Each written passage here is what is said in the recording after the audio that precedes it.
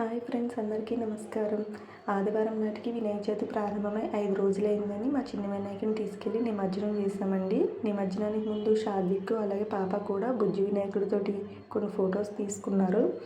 ఇక్కడ మేము చెరువులో నిమజ్జనం చేసామండి. చుట్టుపక్కల ప్రాంతాల నుండి వచ్చే అన్ని విగ్రహాలు కూడా ఈ చెరువులోనే నిమజ్జనం చేస్తారు.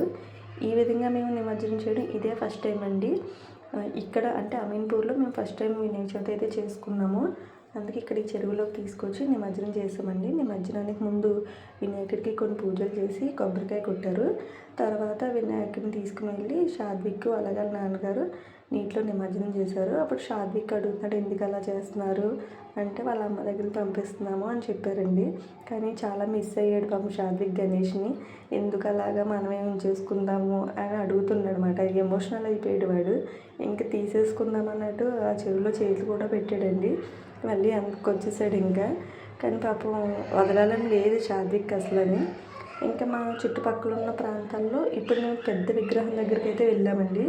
సెట్టింగ్ డెకరేషన్ అన్నీ చాలా బాగున్నాయండి. ఒక సైడ్ ఏమో గరుత్మంతుని, ఒక సైడ్ ఏమో ఆంజనేయ స్వామిని పెట్టారు, పైనేమో శివలింగం పెట్టి పువ్వులతో డెకరేషన్ చేశారండి. ఎంత బాగుందంటే చూడటానికి. ఈ వీడియో నేను హారిజెంటల్గా తీయడం వల్ల మొత్తం కవర్ చేయలేకపోయాను. షార్ట్ వీడియో అయితే అప్లోడ్ చేశారండి, అది చూడండి.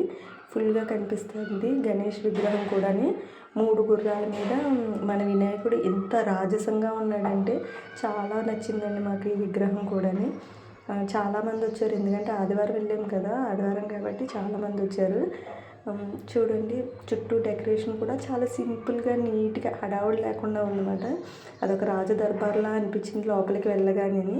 బయటికి ఛత్రపతి శివాజీ కొన్ని సెట్టింగ్స్ అలాంటివన్నీ చేశారండి. ఇది మెయిన్ రోడ్డు పక్కన వినాయక మండపాన్ని అయితే ఏర్పాటు చేశారు. మీకు ఈ వీడియో ఎలా అనిపించిందో కింద కామెంట్ చేయండి. అలాగే వీడియో నచ్చితే లైక్ చేసి షేర్ చేయండి.